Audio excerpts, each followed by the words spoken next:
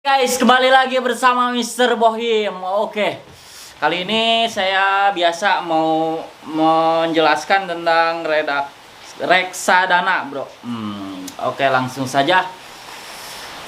Pertama-tama, definisi reksadana adalah wadah untuk menghimpun dana masyarakat yang dikelola oleh badan hukum yang bernama manajer investasi untuk kemudian diinvestasikan ke dalam surat berharga seperti saham, obligasi, dan instrumen pasar uang. Bentuk hukum reksadana dapat berupa perseroan atau berupa kontrak investasi kolektif atau KIK. Selain itu, reksadana juga dapat dikategorikan menjadi dua, yaitu reksadana tertutup dan reksadana terbuka. Dalam perkembangannya, saat ini reksadana yang paling banyak berkembang di Indonesia adalah reksadana berbentuk hukum kontrak investasi kolektif KIK dan sifat terbuka.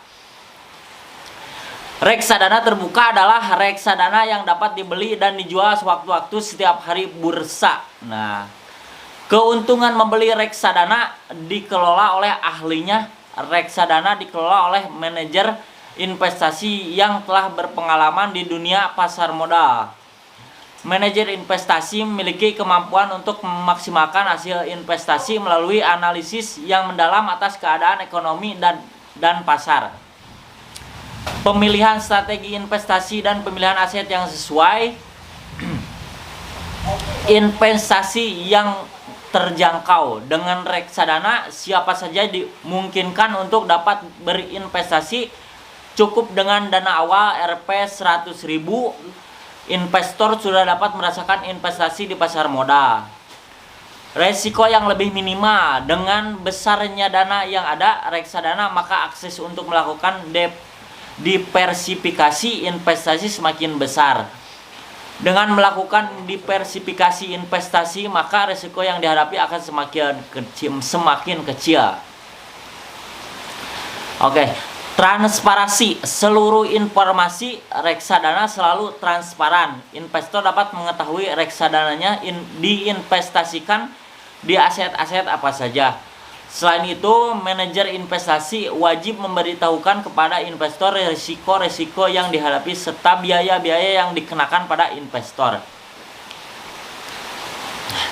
Risiko memiliki reksadana. Reksadana adalah produk yang memiliki risiko. Sebelum memberi reksadana, investor sebaiknya membaca dan memahami prospektus dan laporan kinerja dari reksadana tersebut.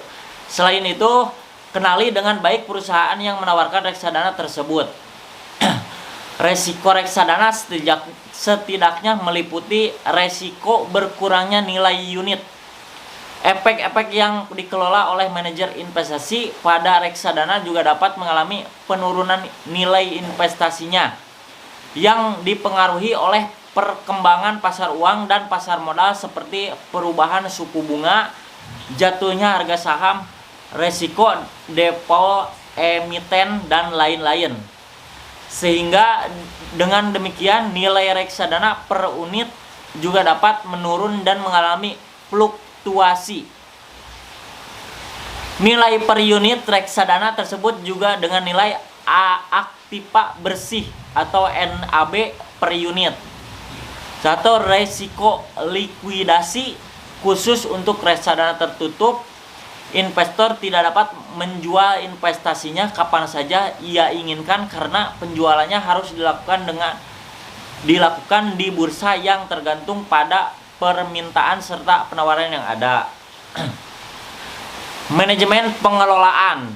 Ini manajemen jika manajemen investasi kurang atau tidak berhasil dalam mengelola portofolio efeknya, maka nilai aktiva bersih atau NBA per unit reksadana tersebut juga akan menurun nilainya.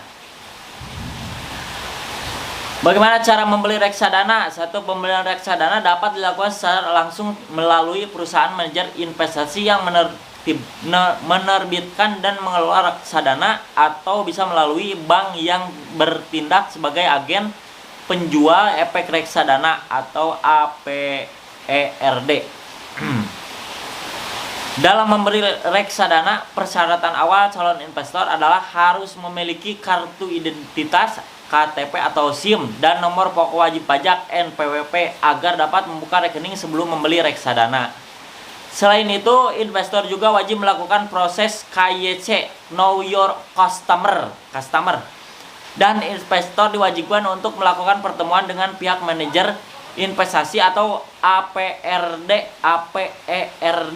agen penjual efek reksadana minimal 1 kali. Oke. Nah, segitu ya, Bro.